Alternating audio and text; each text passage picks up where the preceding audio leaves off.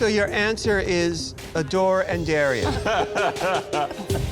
Welcome to MsMojo, and today we're counting down our picks for the top 10 who should go home and why moments on RuPaul's Drag Race. So there's no excuse why they should look as weak, and Olivia and Denali's team look the weakest out of everyone on the stage. Just my opinion. For this list, we're looking at the most memorable times where RuPaul asked the contestants to weigh in on their competitors' fates.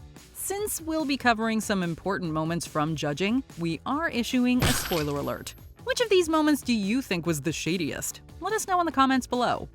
Number 10, Rosé at the ready. The final 5 of season 13 were clearly a tight-knit group, which made this moment particularly hard to watch. When asked who I believe should go home tonight, I'm conflicted because I cannot say myself and I cannot say any of them. While all of Olivia Lux's competitors chose her as the queen who should go home, one response stood out in particular. After a long silence during which Olivia struggled to answer the question, she finally selected Candy Muse. Based off of everything, I will have to vote Candy. But immediately afterward, Rosé named the Divalicious Diva with zero hesitation. Rosé, who should go home tonight and why? Olivia. The contrast between the other contestants' tactful approaches and this blunt reply was jarring.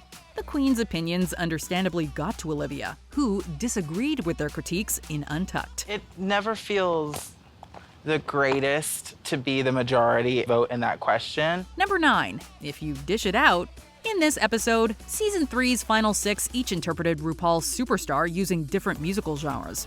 When the host posed the dreaded question, Shangela came under fire, with Carmen Carrera implying that the beloved queen didn't look the part of a bona fide star. I have to agree with Raja because I feel that if there's always a look issue. You need to look the part if you're gonna be a drag superstar. But Shanji clapped back, highlighting Carmen's weakness as a performer. Where look is definitely important, you have to be able to perform and you need to be able to connect. And obviously she didn't do that tonight and she has continuously not done that throughout this competition. Interestingly, Alexis Mateo seemed to back up Shangela's claim. To be fair, it wasn't as downright explosive as some other main stage moments. Alexis Mateo. I'm going to pick Carmen Carrera as well. And I think she's just resting and pretty. But with the queens trading eye rolls and annoyed glances, a great deal of shade was certainly thrown. The funniest moment, though, was subsequently seen in an exclusive Untucked clip. Of course, we're talking about Yara Sofia's subtle and creative jab at Carmen. I would say Carmen, because sometimes she looks like she's on vacation.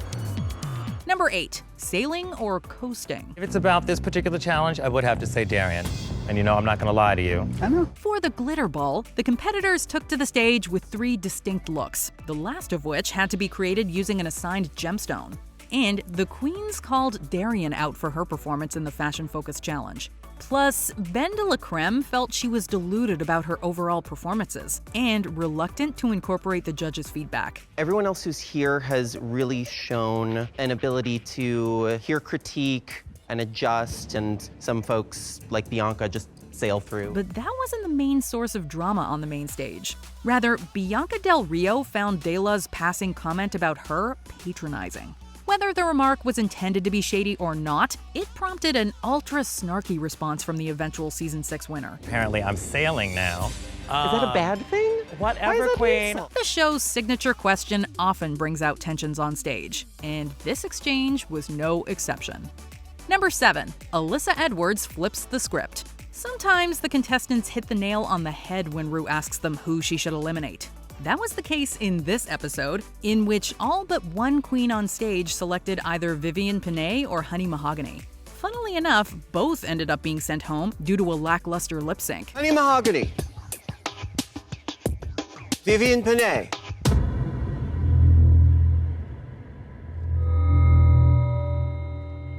I'm sending you both home. But the most gag-worthy moment of the night came from none other than Alyssa Edwards.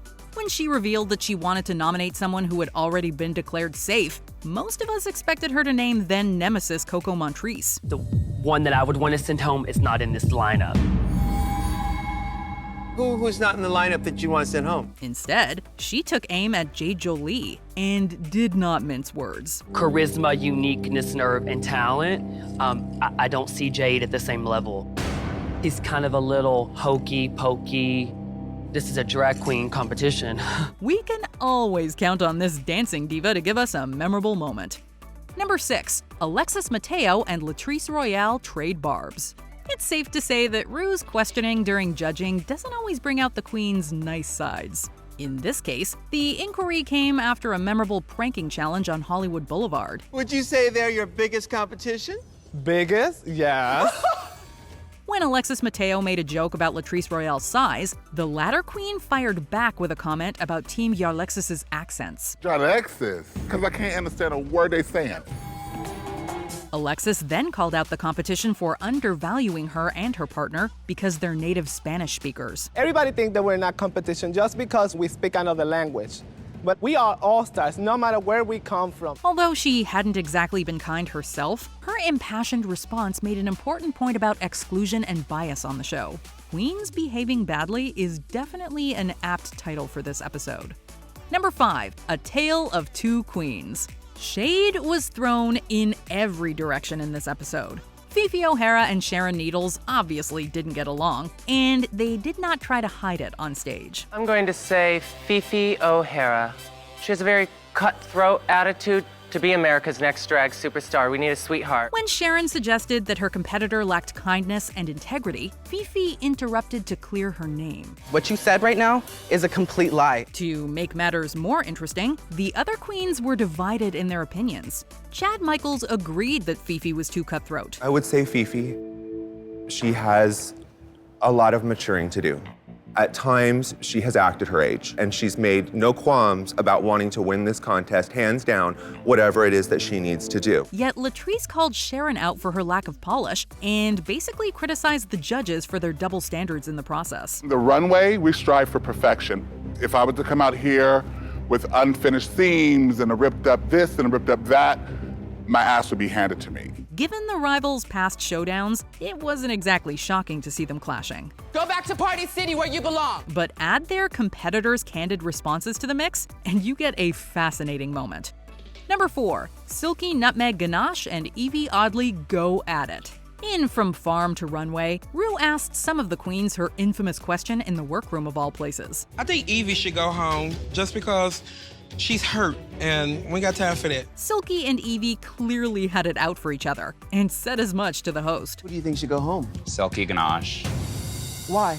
I think Silky has been the most resistant to your critiques and the judges. But their back and forth came to a head weeks later during the Bring Back My Queens episode, when Ru posed the question again at judging. Silky is the one girl who's gotten the same critiques a few times and hasn't ever polished out the things that you want to see from her. The final 6, and 6 already eliminated queens, all weighed in, and everyone selected either Silky or Evie. Although both contestants took a lot of flack, it was particularly tough to witness the latter queen's reaction. I would choose Evie. As America's Next Drag Superstar, you have to be kind to people, and she has not been the most kind or the most nice. You could actually see her holding back tears, and in Untucked, it became painfully apparent that both competitors took being named to heart. I was from Brooklyn. Because, like, she's a light dog. You know, like... Number 3, self-worth or self-sabotage. This episode featured one of the most shocking exchanges we've ever seen between a contestant and the judges. The competitors responded to Ru's question with plenty of attitude. Rebecca, what's your answer? Do we just get to pick one? Namely, Rebecca Glasscock made a dig at her peers, and Bibi Zahara Benet questioned the former's skill level. I would say Rebecca, because working with her is frustrating, and Ru, when it comes down to it, amongst all of us, I know Rebecca is at a lower level. However, it was Chanel who truly dropped a bomb. I nominate myself because I don't want to be here anymore. She shockingly nominated herself, explaining that she didn't feel appreciated by the panel. It's not the only time a queen has self-nominated for elimination, but it remains one of the most jaw-dropping responses ever. And although the judges appreciated her vulnerability, it wasn't enough to save the glamorous showgirl from elimination. Everybody else has shown us a mix of vulnerability and fabulousness, and she doesn't really want to go there, but you know, she just did. Number 2, the Tina Burner question. It's a little more like a Tina Burner style brand. I'd have to say Candy. In this makeover episode, the queens were paired up and tasked with swapping visual styles. Many of the contestants singled out Olivia Lux's performance as the weakest, but it was Denali's critique of Candy Muse that brought about a truly fiery retort.